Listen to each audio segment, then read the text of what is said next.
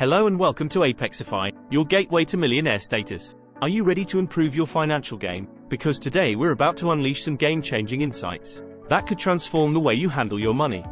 Ever wondered why some folks seem to effortlessly climb the ladder of success, while others are stuck on the ground floor? Well, today's video is all about the top 10 things the poor do that the rich avoid like the plague. Let's get started. Number 1. Poor people watch a lot of TV. So, here's the deal. A lot of folks going through tough times find themselves glued to the TV. If you're binging reality shows, you might be in a financial pickle. It's crazy how much time cash-strapped people spend on mindless TV. Celebrity gossip, drama, the whole shebang. Thing is, this TV time might not be doing much for your life. Sure, some argue it's an escape, but it often means dodging real-life problems. Watching screens all the time might not be the best use of your precious hours. Also, when it comes to having favorite news channel, relying only on TV for info has its downsides. Those channels, they've got their own spin. Instead, hop on the internet for a quick update of the news, then go do your thing. It's a way better way to see the world without those TV biases messing with your head.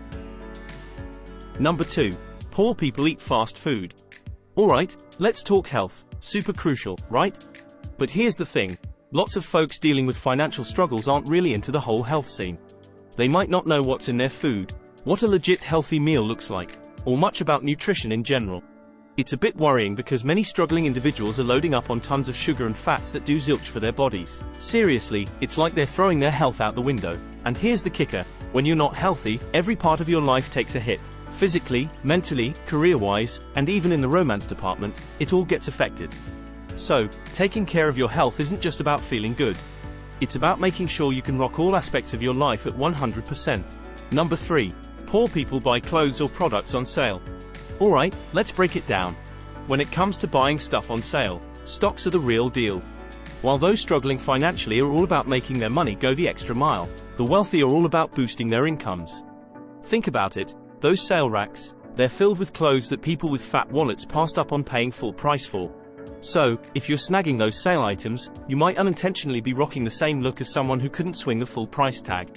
It's like blending in with the budget crew when you don't have to. Stocks, on the other hand, are the smart buy when you're eyeing something on sale. It's all about playing the financial game right. Number 4. Poor people wake up later. Alright, let's dive into this. Fact number 1.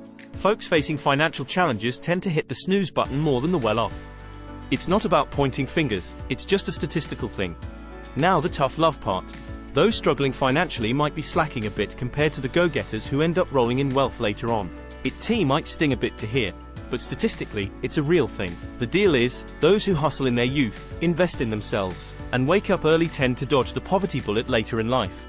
But if you're snoozing your alarm, skipping education, and burning time on pointless stuff, you might find yourself way behind the curve. The paradox?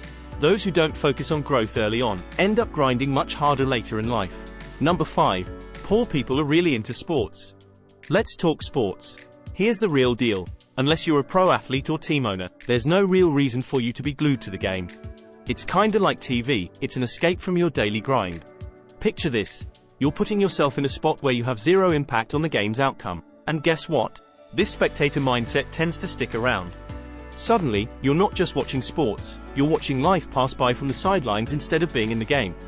When you're stuck in this spectator mode, it's easy to start pointing fingers and criticizing others, even though you haven't really stepped up and done something yourself.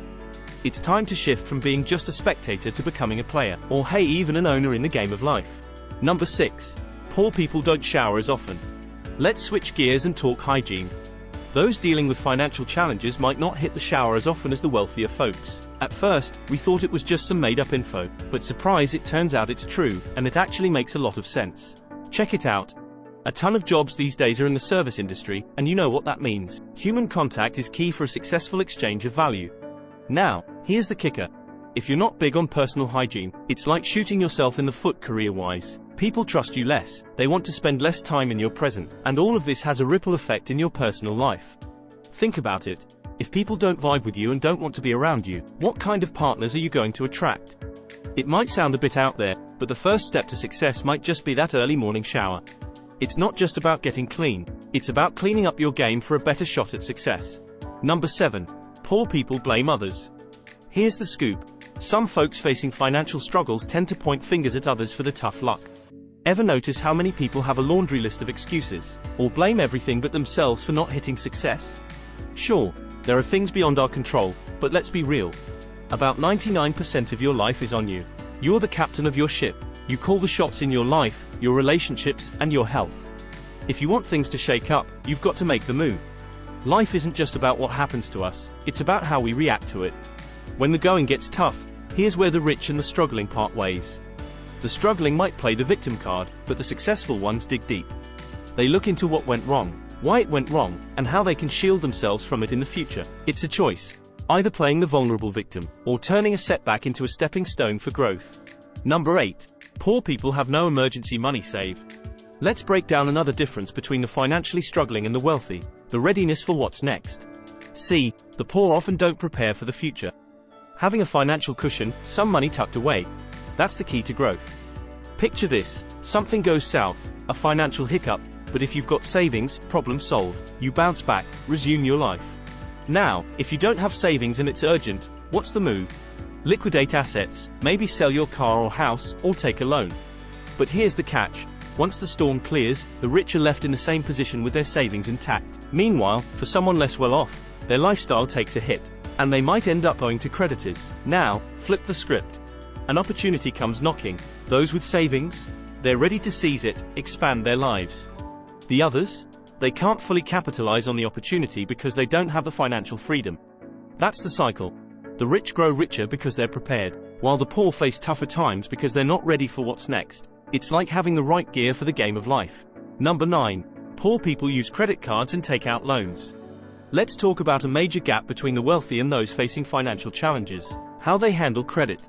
It all boils down to a straightforward rule. If you're taking a loan for something that won't bring in more money than the loan itself, just don't do it. Simple, right? Credit should only be in the game if what you're getting can be seen as an investment. Thinking of a loan for a massive TV? Swipe that credit card for the latest iPhone. Hold up, unless you're flipping that supreme gear for profit, or using that iPhone to develop the next big app for your business. Those items shouldn't be on your credit tab. Instead, earn the money first, then spend it. It's all about making your money work for you. Number 10. Those facing financial challenges often end up having more kids. Now, we all know making kids is enjoyable, but here's where people get stuck. They don't realize how costly it is. Kids are no joke expensive. To put things in perspective, raising a child in developed countries can hit you with a bill of around $250,000. Now, because of factors like a lack of education and the environment, poor folks tend to have more kids, and do it at a younger age compared to their wealthier counterparts. Here's the rich versus poor family strategy. The wealthy often wait, giving it a couple of years until their living standards improve. They want the right environment, prime conditions for their child to thrive. On the flip side, those with fewer resources just dive in. But once the baby's here, the struggle kicks in. They're working hard just to stay afloat, and getting beyond just surviving can feel like an uphill battle. It's a whole different parenting game for the rich and the struggling. And that's it for today. If you want to learn more how to improve your money game, check out these videos here. Thanks for sticking with us till the very end. And don't forget to subscribe and like. We see you in the next video.